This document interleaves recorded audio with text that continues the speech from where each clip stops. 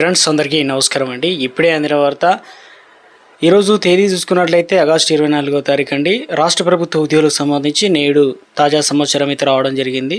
So ముఖ్యంగా వివరాలు ఏంటనేది వీడియోలో తెలుసుకుందామండి. వీడియోని చివరి వరకు చూడండి. మొదటిసారి ఛానల్ వస్తే తప్పకుండా సబ్స్క్రైబ్ చేసుకోండి. చూస్తున్నారు కానీ లైక్ చేయడం మర్చిపోతున్నారు, వెంటనే లైక్ చేయండి.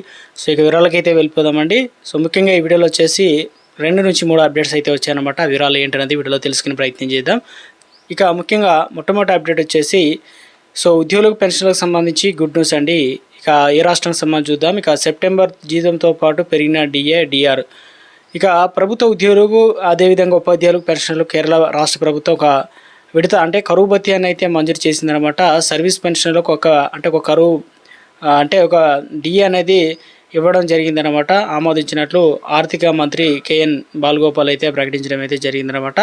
సో దీనివల్ల సెప్టెంబర్ నెల జీతం పెన్షన్తో పాటు పంపిణీ అయితే చేస్తారు. డిఏ మంజూరుతో పాటు వార్షిక వ్యయం సుమారు 2,000 కోట్లు అయితే పెరిగినట్లు అంచనా అయితే వేయడం జరిగింది.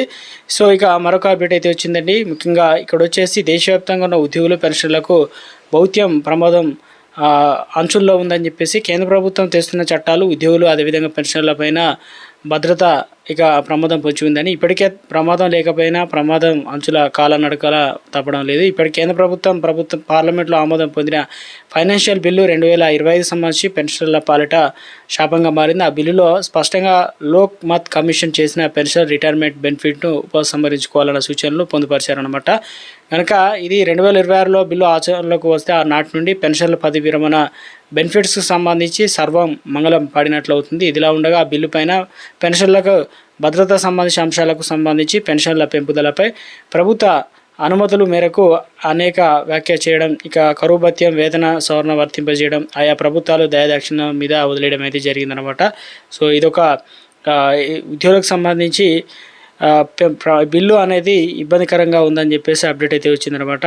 మరొక అప్డేట్ చూసుకున్నట్లయితే ఇక గత ప్రభుత్వం జారీ చేసిన జీవో 28ను రద్దు చేయడమే కాక పాత పింఛన్ విధానాన్ని పునరుద్ధరించాలని డిమాండ్తో జిల్లాలోని ప్రభుత్వ కార్యాలయాలు అదేవిధంగా పాఠశాలలో ఉపాధ్యాయులు శనివారం మధ్యాహ్నం సమయంలో నల్ల బాడ్జీలు ధరించి కలెక్టర్ వద్ద నిరసన అయితే తెలపడం జరిగింది. కాంట్రిబ్యూషన్ పెన్షన్ స్కీమ్ను ఎంప్లాయీస్ అసోసియేషన్ జిల్లాధ్యక్షులు చంద్రకంటి శశిధర్ మాట్లాడారన్నమాట. తెలంగాణ ఏర్పడితే తమ జీవితాలు బాగుపడతాయని ఆశిస్తే 10 ఏళ్ళైనా ఫలితం లేదని చెప్పేసి గత ప్రభుత్వం ఉపాధ్యాయ సంఘాలతో సంప్రదించకుండా తెలంగాణ సిపిఎస్ ఉద్యోగులు నూతన పెన్షన్ విధానాల్లోకి కొనసాగుతారని లేఖ ఇచ్చిందనమాట.